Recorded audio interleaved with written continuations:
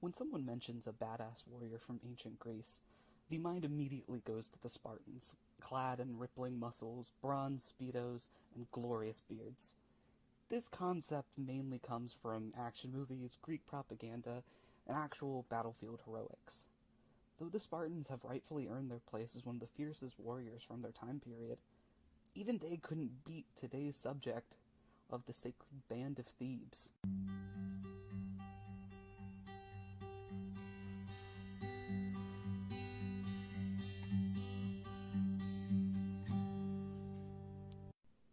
To understand the political atmosphere, we must look at the powerhouse of the region, the Persian Empire.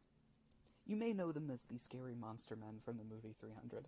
In actuality, they were one of the most well-organized and tolerant societies that existed in this time period. That being said, they did enjoy the occasional mass murder just to show the populace what exactly they would lose if they decided to revolt. The emperor at this time was Xerxes, who wasn't a 10-foot-tall man covered in piercings. Sorry, Zack Snyder. Got that one a little bit wrong. And he decided that Greece was going to be the next target for Persian expansion.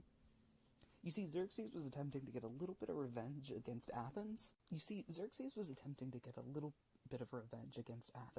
who had previously supported a revolt in one of his provinces.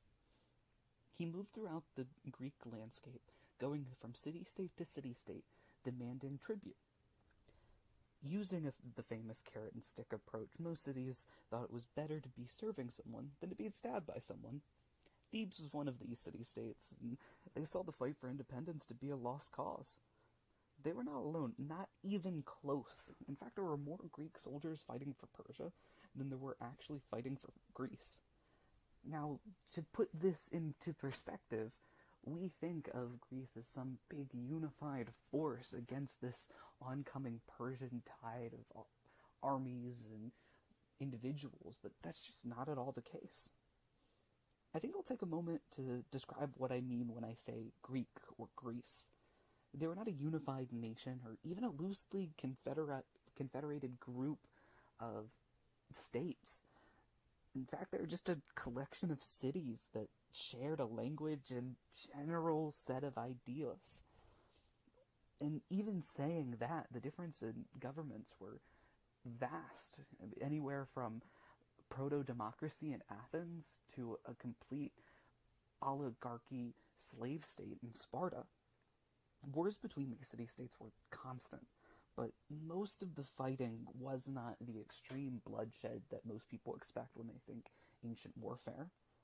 The fighting-aged men would just go out every year, clad in whatever equipment they could afford, and using the phalanx of locking shields, push against the enemy line until the enemy line broke. Once the line broke, most of the men would just run away. Those that stayed would get killed. I don't want to wash over the fact that these things were still bloody affairs, but armies weren't being decimated every time they came into contact.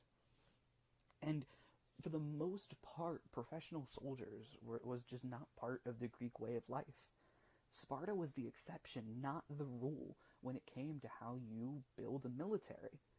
These people were artisans, farmers, and merchants. They weren't well-trained fighting men like they were in Persia. In this context, we see why the idea of a Greek force opposing Persia is a bit complicated.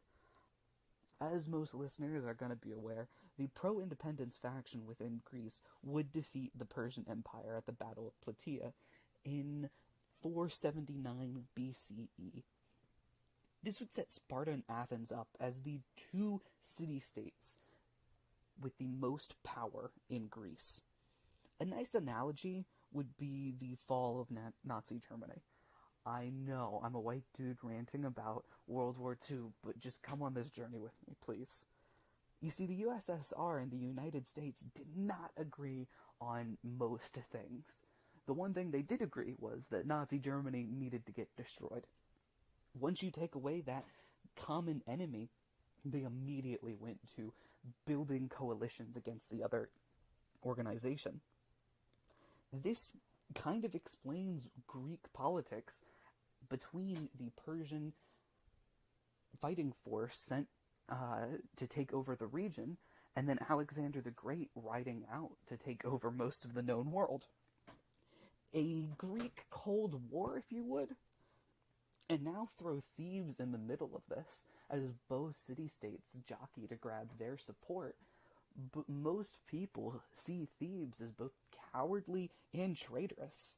They didn't stand up for Greece's independence. In fact, they fought for the Persians. So Thebes was going to need to find a way out of this. And how are you going to do that?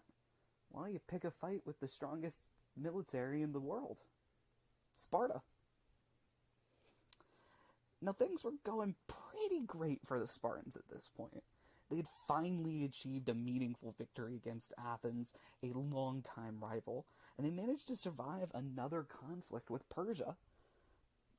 Thebes didn't quite see this Spartan climb forward the same way as most of their allies. They saw this as Sparta stretching themselves a little too thin. At this point, they decided this would be the good point to test their own strength. They began poking the bear, so to say. They gathered up some Greek allies and started seeing what a military conflict would be like. This did not go well. Now, before we get back to the action, let's actually discuss what this podcast is about, the Sacred Band of Thebes.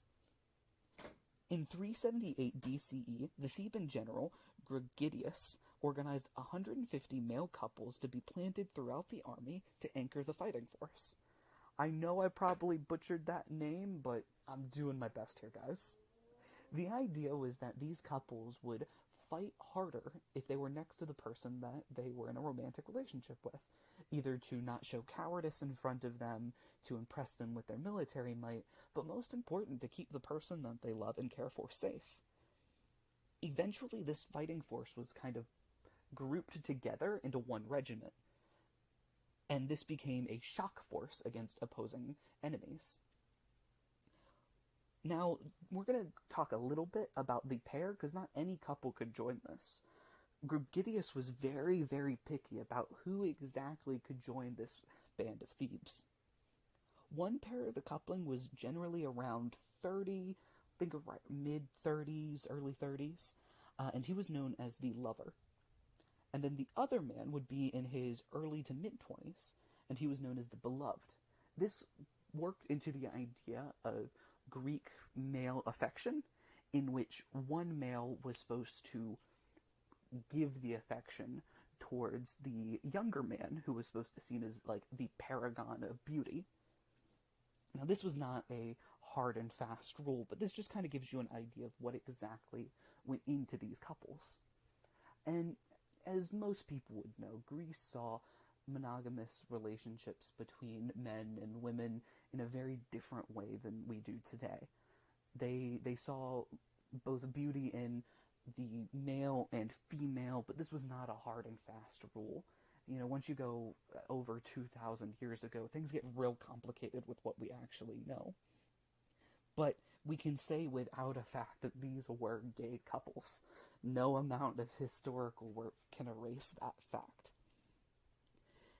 Now, let's get back into that action a little bit and describe what's going on. Thebes had organized the Boeotian League.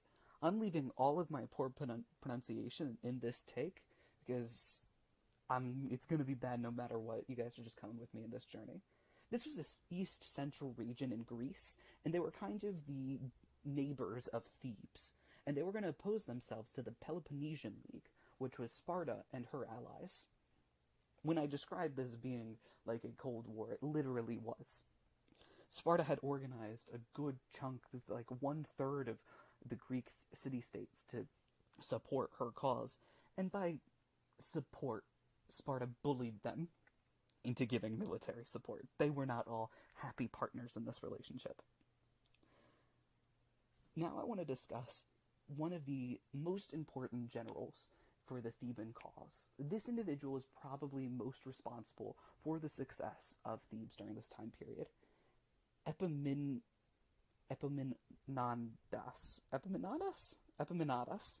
That's what we're going to go with, guys.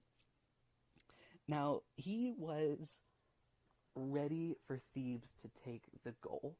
He thought that the only way that Thebes could survive was if they were thriving in the political atmosphere.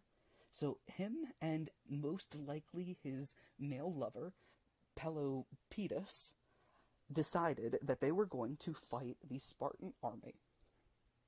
Now this came right after the Theban citadel, their capital building, was taken over by Sparta, and Sparta attempted to put their own puppet government in control of Thebes. So Thebes is on their back foot here, and they were gonna have to win this if they had any chance of surviving. Now this success could never last forever. Philip the Great of Macedon was marching south with his son Alexander, soon to be great, to unite all of Greece under his control. Now, if you're keeping track at home, I believe this is the second foreign army to try to take over all of Greece in this podcast, but this is the big important last one. In the Battle of Chaeronea, Athens and Thebes banded together to attempt to stop this force moving upon them. I do also want to point out that Macedon is kind of seen as another Greek city-state, but to the Greek city-states in the south, they're more of the backwater hillbilly group. Those are the mountain folk that we don't really talk about. Most of Macedon's success could be attributed to being one of the early city-states to join with Persia. Similarly to Thebes, they were there's no way the Greek city-states are actually going to win here, so we're going to hedge our bets a little bit. This allowed them to save money, men, and resources that would allow Philip the Great to develop such an amazing fighting force. Now, at this battle of Chaeronea, Alexander the Great, well, soon to be great, he's just Alexander at this point, was given control over the cavalry force. Philip's army worked in a way where the phalanx was just a way to kind of hold the opposing army in place while the cavalry moved around back to kind of mop up. So Philip led his main force against the Athenians, and they were absolutely demolished. The Athenians had no chance, to be completely honest. This allowed Alexander to flank and kill the sacred band of Thebes to the last man. It's said that after the battle, Philip was walking the field, and he stopped looking at the carnage with tears in his eyes. He saw the agony on the men's faces as they were witnessing the demise of not only their own lives, but that of a man that they loved. Now, this is the most powerful man currently in Greece who had just fought these individuals. The sacred band of Thebes was the last domino that Philip had to knock over before he could finally assert his control over this semi-state of Greece. And he still acknowledged that this fighting force was something to behold, that this was a group that demanded that he respect them. Unfortunately, history moves too quickly to remember a group of warriors that lived in a time period sandwiched between two great empires. Persia and Macedon are just way more interesting to most historians, and I think that's a bit of a shame. These men were strong and skilled enough to defeat men who were literally raised from birth to be killing machines, and they gained respect of one of the most influential generals in Greek history, and yet, for the most part, they're not really known. So, that's why I think that they made a perfect first episode for a Goofster's history. I hope you guys enjoyed listening to this first episode, and remember, history is only boring if you're telling it wrong.